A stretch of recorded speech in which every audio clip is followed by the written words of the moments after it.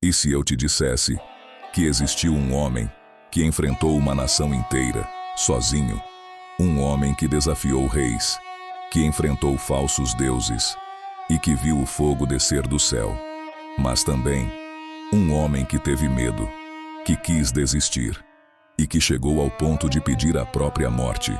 Esse é Elias, e a história dele não é só sobre poder, é sobre algo muito mais profundo. Para entender Elias, você precisa entender o cenário. Israel estava em decadência. Não era só política, era espiritual. O povo tinha se afastado de Deus. E no comando estava o rei Acabe, um dos piores reis da história. Mas não era só ele. Ao lado dele estava Jezabel, uma mulher que não só rejeitava Deus, mas perseguia todos que ainda acreditavam. E então, algo começa a acontecer. O povo começa a trocar Deus por Baal, um falso Deus, um Deus da fertilidade, um Deus que prometia chuva, colheita, prosperidade. E isso parece familiar, não parece? Porque até hoje, as pessoas trocam Deus por coisas que parecem dar resultado rápido. Mas existe um problema. Tudo aquilo era vazio, e Deus não iria ficar em silêncio.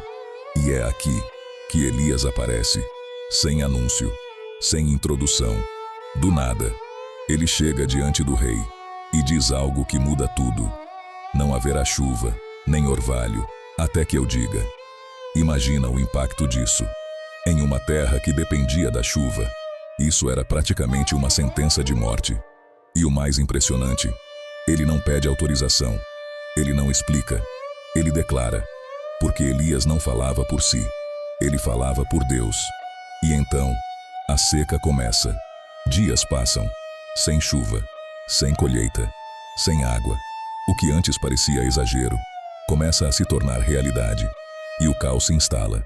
Fome, desespero, incerteza. E agora, Elias se torna alvo. Porque quando você fala a verdade, nem todo mundo gosta. O rei quer Elias, mas Deus esconde Elias. E aqui começa algo interessante. Deus não coloca Elias em um palácio. Ele leva Elias para um lugar escondido, um riacho. E ali, Elias aprende algo que muda tudo. Dependência. Ele não tinha controle, não tinha segurança, não tinha plano B. Mas Deus estava sustentando, todos os dias. E isso é profundo, porque antes de usar alguém em público, Deus trabalha no secreto. E talvez você esteja nesse lugar hoje, escondido, sem entender, sem ver resultado, mas Deus ainda está trabalhando. E aqui começa algo interessante. Deus não coloca Elias em um palácio. Ele leva Elias para um lugar escondido, um riacho. E ali, Elias aprende algo que muda tudo. Dependência. Ele não tinha controle, não tinha segurança, não tinha plano B, mas Deus estava sustentando, todos os dias. E isso é profundo, porque antes de usar alguém em público, Deus trabalha no secreto. E talvez você esteja nesse lugar hoje, escondido, sem entender, sem ver resultado, mas Deus ainda está trabalhando. E então, o cenário muda, o riacho seca, e Deus envia Elias para um lugar inesperado, uma viúva, e não qualquer viúva, uma mulher que estava prestes a morrer. Ela só tinha um pouco de farinha e um pouco de azeite, o suficiente para uma última refeição, e então morrer. E é nesse momento que Elias faz algo absurdo. Ele diz: faça primeiro para mim. Parece duro, mas aqui está o ponto. Deus estava prestes a mostrar algo sobrenatural. Depois de muito tempo, Deus fala com Elias novamente. Vai, apresenta-te ao rei. Agora imagina isso, o homem mais procurado da nação, voltando, por vontade própria. Isso não era coragem comum, era convicção. E quando Elias encontra Acabe, a tensão é imediata. O rei olha para ele e diz: é você, o perturbador de Israel. Mas Elias responde algo que muda o jogo. Eu não perturbo Israel.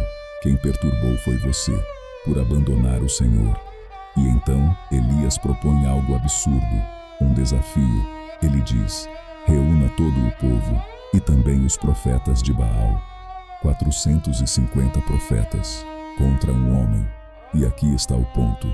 Elias não queria provar que ele era forte. Ele queria provar quem era Deus. E então Elias propõe algo absurdo, um desafio. Ele diz: reúna todo o povo e também os profetas de Baal. 450 profetas contra um homem. E aqui está o ponto. Elias não queria provar que ele era forte. Ele queria provar quem era Deus. O povo se reúne, uma multidão.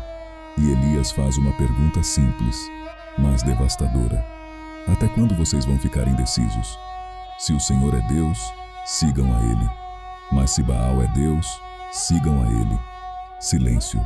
Ninguém responde. Porque indecisão é mais comum do que parece. Elias propõe. Cada lado prepara um altar. Coloca o sacrifício, mas sem fogo. E o Deus que responder com fogo, esse é o verdadeiro Deus.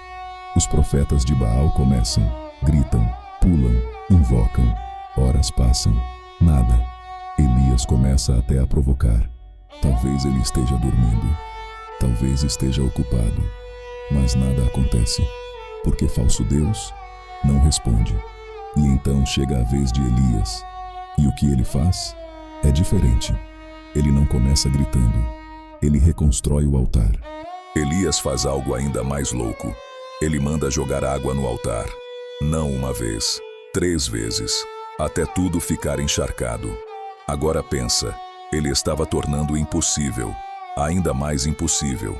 Porque quando Deus faz, não deixa dúvida. E então Elias ora, sem gritar, sem espetáculo, uma oração simples. Senhor, responde-me, para que este povo saiba que Tu és Deus. E então, o impossível acontece. Fogo cai do céu, consome tudo, o sacrifício, a madeira, a água, até as pedras. O povo vê e se prostra. Só o Senhor é Deus. Só o Senhor é Deus. O povo vê e se prostra. Só o Senhor é Deus. Só o Senhor é Deus. Depois de anos de seca, Deus responde. E logo depois, a chuva volta. A terra volta a viver. E o que parecia impossível se torna realidade. Talvez você esteja esperando uma resposta. Talvez você esteja orando e nada está acontecendo. Mas deixa eu te dizer algo. Só porque ainda não aconteceu, não significa que não vai acontecer. Porque quando Deus decide agir, ninguém pode impedir. Talvez você esteja esperando uma resposta. Talvez você esteja orando e nada está acontecendo. Mas deixa eu te dizer algo.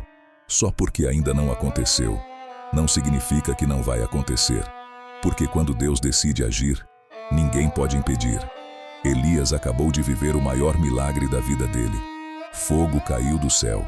O povo reconheceu Deus. A chuva voltou. Era o momento de celebrar.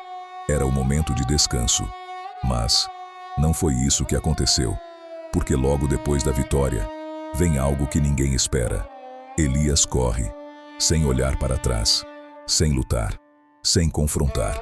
Ele foge, porque até os mais fortes, às vezes, quebram. Elias vai para o deserto, sozinho, cansado, sem força. E então, ele faz algo chocante. Ele ora, pedindo para morrer. Já basta, Senhor, tira a minha vida. Esse é o mesmo homem que enfrentou reis, que viu fogo cair do céu, que falou com Deus. E agora, ele quer desistir. E isso ensina algo muito importante. Fé não significa ausência de fraqueza. Significa continuar, mesmo fraco. Esse é o mesmo homem que enfrentou reis, que viu fogo cair do céu, que falou com Deus. E agora, ele quer desistir. E isso ensina algo muito importante. Fé não significa ausência de fraqueza. Significa continuar, mesmo fraco. Porque às vezes, o que você precisa não é uma resposta espiritual, é descanso. Porque às vezes, o que você precisa não é uma resposta espiritual, é descanso. Elias caminha 40 dias, até chegar em uma caverna. E ali, Deus fala com ele. Elias, o que você está fazendo aqui? Elias responde, eu tenho sido fiel, mas estou sozinho. Só eu fiquei. Porque mostra o que ele estava sentindo. Solidão, cansaço, desânimo. E então Deus manda Elias sair. E algo acontece. Um vento forte, depois um terremoto, depois fogo. Mas Deus não estava em nenhum deles. E então, um sussurro, uma voz suave. E ali, Deus fala. Isso muda tudo, porque mostra que Deus não está só no espetáculo. Ele está no silêncio. Não está só no milagre. Está no cuidado. Não está só no fogo. Está na presença. E Deus responde Elias: você não está sozinho. Existem milhares que ainda não se dobraram. Elias achava que era o único, mas não era. Deus não descarta Elias. Ele restaura, dá direção, dá propósito, dá continuidade. Porque a história dele ainda não tinha acabado. E aqui está o ponto mais forte de todos. Elias foi usado por Deus, mas também passou por momentos de fraqueza. E isso mostra algo poderoso. Deus não usa pessoas perfeitas. Ele usa pessoas reais. Talvez você esteja cansado. Talvez você esteja desanimado. Talvez você esteja pensando em parar. Mas deixa eu te dizer algo. Se Deus não desistiu de Elias, Ele não vai desistir de você. Agora eu quero te fazer uma pergunta. Você vai parar no deserto ou vai continuar até o propósito? Se essa mensagem falou com você, comenta: Deus não desistiu de mim e fica comigo. Porque essa história também pode ser a sua.